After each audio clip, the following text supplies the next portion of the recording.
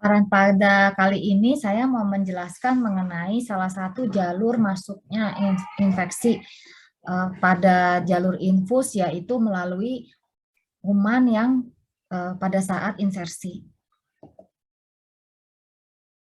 Nah, ada 1, 2, 3, 4, 5. Kali ini saya mau membicarakan yang kelima, minta maaf salah bold, yang harusnya yang kelima. Kontaminasi saat insersi dan penyebaran hematogenik.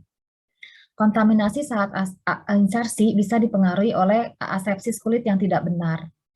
Jadi kita harus melakukan antisepsis kulit yang benar, ada di video tentang antisepsis kulit.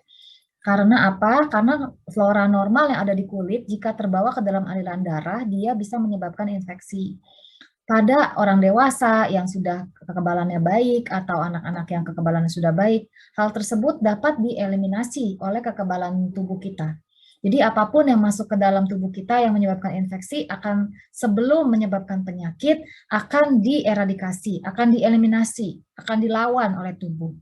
Tetapi bagaimana kalau kita bermain di unit perina yang bayi-bayi di bawah 30 minggu, bayi-bayi di bawah 1.500 gram, tentu tidak ada pertahanan tubuh untuk melawan. Sehingga flora normal pun dapat menyebabkan sepsis. Dan yang kedua, prosedur pemasangan harus steril, ya, karena kalau kita mau melakukan prosedur steril dengan tidak steril, maka banyak kuman yang akan masuk ke area tubuh kita yang sebenarnya tidak ada kumannya. Jangan bersihkan kanul dengan alkohol, misalnya, kanulnya sudah terkena badan pasien, kemudian mau dicoba lagi, karena kan sulit ya memasang infus pada neonatus sulit. Jadi kadang-kadang satu kali tusuk nggak dapat. Jangan dibersihkan, ya. Jangan berkali-kali keluar masuk kanul jika infusnya susah. Mungkin perlu ditanya kepada teman lain yang senior, bagaimana cara mencari infus ya. Jadi misalkan konsul dan sebagainya. Jangan dipaksa terlalu memaksa sehingga dapat menyebabkan infeksi pada tusukan. Dan ini sudah dibicarakan di bagian tentang maksimum barrier precaution pada saat kita menggunakan duk steril untuk mencegah penularan saat memasang infus ya. Simpan alat yang steril dalam duk yang dilipat selama prosedur. Jadi kita punya duk yang dilipat 4, kemudian diselipin di dalamnya sehingga tidak ditaruh terpapar udara di atas meja. Jadi seperti aboket itu juga kita masukin ya, terutama PICC kita harus masukin diselipkan di dalam kain steril tersebut. Jadi selama kita melakukan tindakan, kalau belum dipakai dia tidak terpapar dengan udara luar.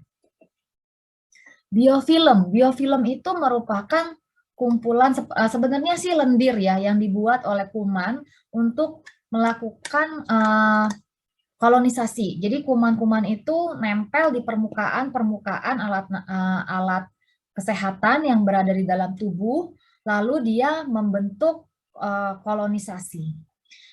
Dia sebenarnya merupakan sel mikroba yang bentuknya seperti lendir ya, jadi melekat pada suatu permukaan.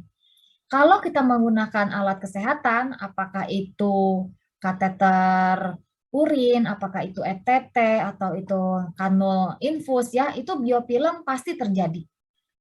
Karena memang secara alamiah kalau ada alat yang asing di dalam badan kita akan bereaksi, ya. Apalagi misalnya ada kuman di situ, langsung dia membentuk biofilm. Kita tidak bisa mencegah biofilm, tapi kita bisa mencegah infeksi akibat biofilm. Yang pertama, ganti selang secara berkala. Jadi sebelum terbentuk biofilm yang menyebabkan infeksi, kita harus ganti. PICC misalnya ada yang 1 bulan, OGT misalnya 1 minggu, sirkuit infus misalnya selama 4 hari. Dan lalu diganti, jalur infusnya diganti secara berkala. Kalau tidak diperlukan, jangan menggunakan alat kesehatan tersebut yang masuk ke dalam tubuh. Jadi stop medical device pada saat tidak diperlukan. Oleh karena itu, lakukanlah penginfusan hanya dengan indikasi. Kita harus selalu bertanya, perlu diinfus nggak ya? Selalu harus dijawab, perlunya apa? Dan kalau tidak diinfus, apa sih kerugiannya? Gitu. Jadi jangan lebay dengan indikasi infus. Kita harus bertanya setiap shift dan setiap hari, apakah medical device ini masih tetap digunakan? Bukan hanya untuk jalur infus, tapi juga untuk ETT, OGT, kateter urin, dan sebagainya. Ini contoh pembentukan biofilm ya. Misalnya ini adalah permukaan alat kesehatan, kemudian kuman nempel di permukaan dan membentuk lapisan monolayer ya. Lalu dia memproduksi multilayer ya, membuat koloni, mikrokoloni. Lalu setelah menjadi besar dia membentuk kolonisasi ya yang terdiri dari polisakarida dan inilah yang menyebabkan sepsis. Dan dia akan pecah nih. Nah, si kumannya mau kemana? Dia akan membentuk biofilm baru di tempat lain. Teman-teman pasti berpikir, ya udahlah dok, pasang infus kasih antibiotik.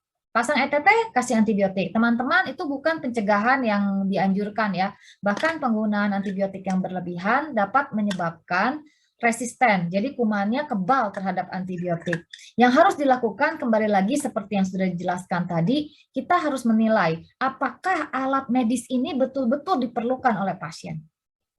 Itu kita sebut sebagai assessment of necessities. Setiap hari kita akan bertanya, setiap shift akan dilakukan evaluasi, apakah ini memang indikasi, apakah memang diperlukan, dan harus dilakukan pada semua alat kesehatan yang terpasang di pasien.